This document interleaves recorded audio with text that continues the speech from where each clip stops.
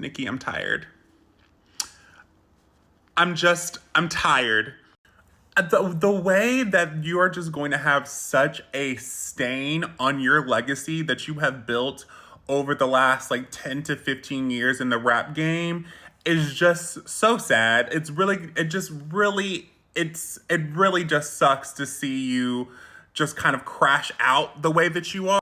You are literally tarnishing your own legacy by having these beefs that really don't even make sense. And I feel like the queen that you constantly put as a label and try to shove down our throats instead of just being the queen that really most of us thought or think that you are. The way that you constantly keep coming out of the woodwork and just doing everything out of in your power to just show your entire behind is just beyond me. I would argue that ever since 2018 onward has been really just about your beefs with other female artists. And also just like organizing like behind the scenes chaos because you do this trick of like, again, like throwing rocks and then hiding your hands and then claiming that you are just such a queen, you're above it all. And I just find it to be so disingenuous of you. Like, bro, why are you continuously just beefing with everybody? And honestly, because we can talk about Cardi, we can talk about the beef that happened with Lotto, this beef that was happening with Megan. And a lot of the time, I really want to have your back, but the way that you move, it's just so hard it's so hard to be on your side because you just come across as a bitter Betty. And this like voodoo witchcraft mystique that you have on these like younger fans is just like the chokehold that Nicki has on some of y'all. It's beyond me because she is embarrassing.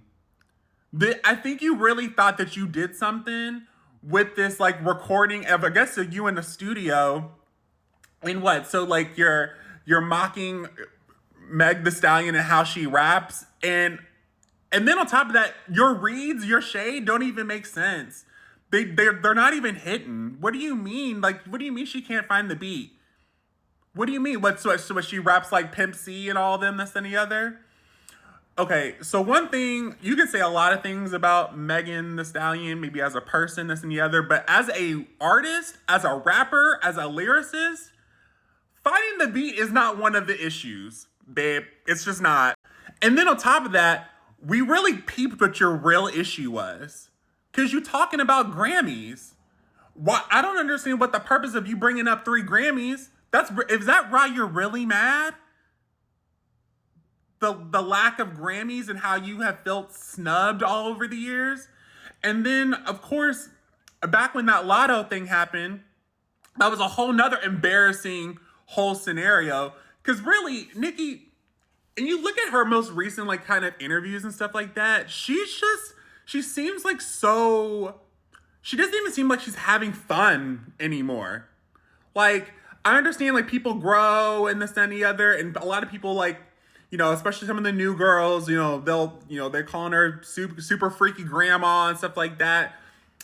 I'm not even about to touch any of that because I don't think her age has anything to do with anything. Like, so yeah, I feel like for me when it comes to Nicki Minaj, I feel like you always talking about how you a queen and how you above all, all these itches is my sons, like all this other stuff like that. But the way that you move and you respond, it's not making any sense.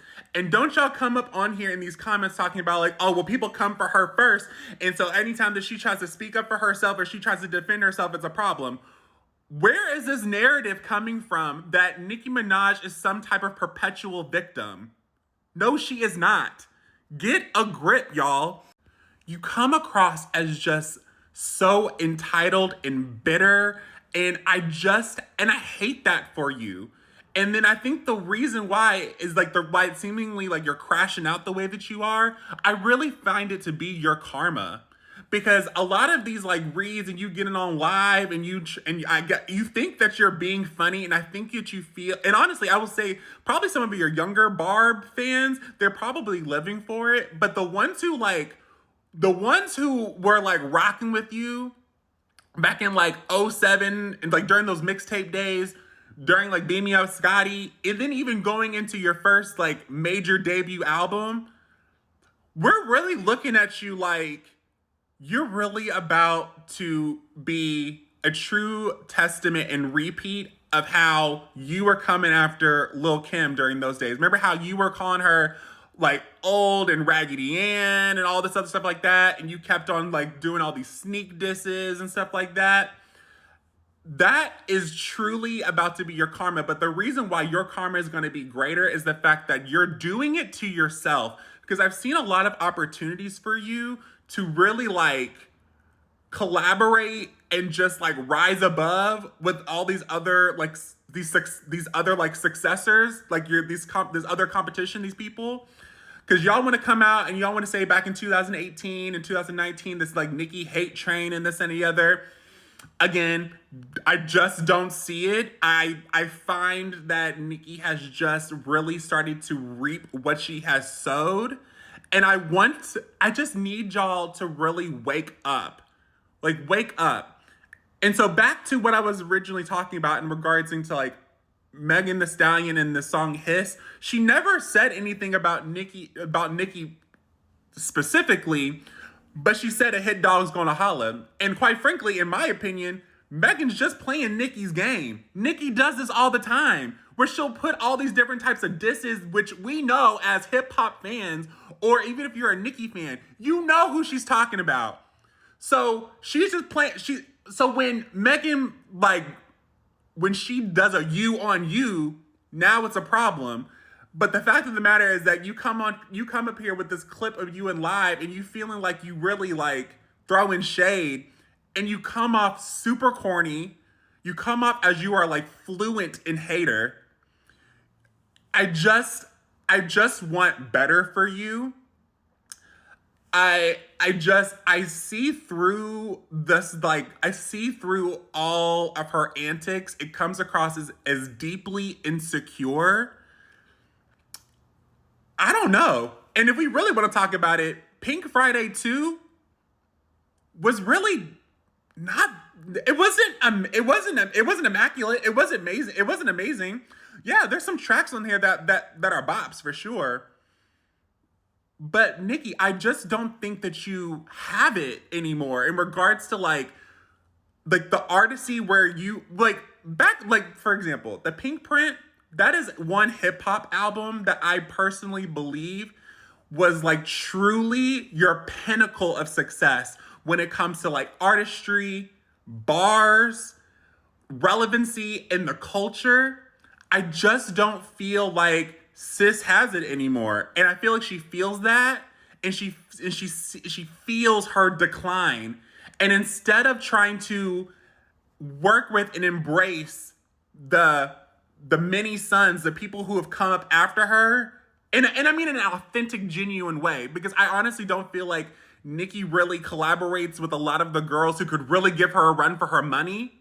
Because yeah, she collaborated with Meg, but you see how quickly she's turned on Meg, and then again, throwing rocks, hiding her hands. But let's be for real. Like the Bias, the Coila Rays,